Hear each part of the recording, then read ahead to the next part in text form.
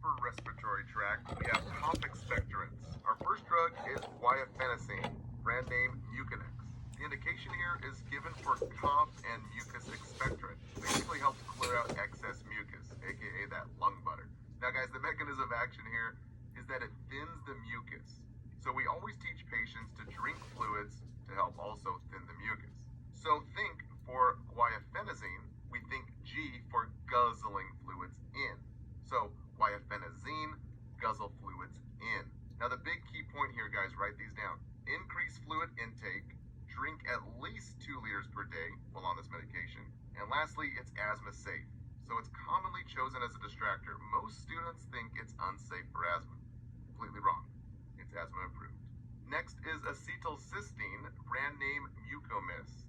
The indication here is it helps loosen and thin mucus secretions for serious mucus like cystic fibrosis. So guys, think serious mucus like cystic fibrosis, we use acetylcysteine. Now it's the antidote for Tylenol overdose. So we think acetylcysteine blocks acetaminophen. And it's also given before the cath lab to protect the kidneys from that contrast dye. So we always say acetylcysteine protects the kidneys. Big side effect that we have to be cautious with asthmatic patients. Now the big key point here is it's not safe and can cause worsening bronchospasms. So always clarify any prescription that is given for asthmatic patients. And a big patient education, guys, the rotten egg smell, that's completely normal.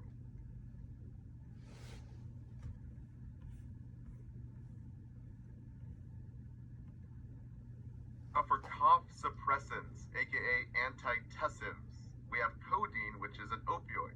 And according to the HESI, it's the most effective antitussive. So guys, just think here. It's an opioid analgesic, also called narcotic or pain med. Different names for the same thing. So it's given for mild to moderate pain to suppress the cough.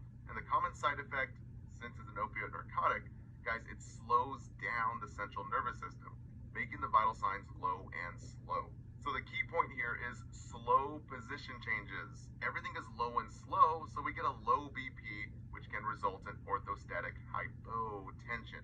We're talking dizziness or fainting upon standing, which makes it a big fall risk. Very common in the elderly. Now next, the lungs can be low and slow, so it's not for COPD. We do not want to suppress the cough reflex. And lastly, the GI will be low and slow. So we commonly get constipation and nausea. So educate the patient these key points.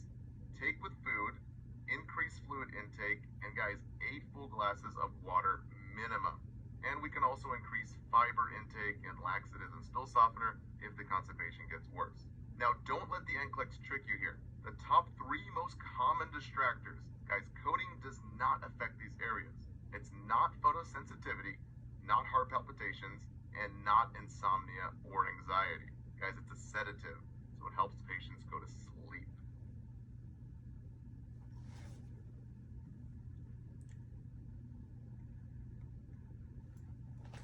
Antihistamines or allergy meds. The biggest one that you have to know is diphenhydramine. Brand name is Benadryl. Now it's commonly used for major allergic reactions like anaphylaxis, but it's also used for minor allergies too. The mechanism of action is that it blocks histamines, which creates mucus and secretions, as well as inflammation. So the biggest side effect that you have to know is sedation and sleepiness. So big patient education, guys. No driving on this med. And according to the exit exams, it's contraindicated, basically not given to patients with closed angle of glaucoma, urinary retention, peptic ulcers, as well as small bowel obstruction. Now, a typical HESI scenario for Benadryl, guys, is anaphylaxis via a bee sting.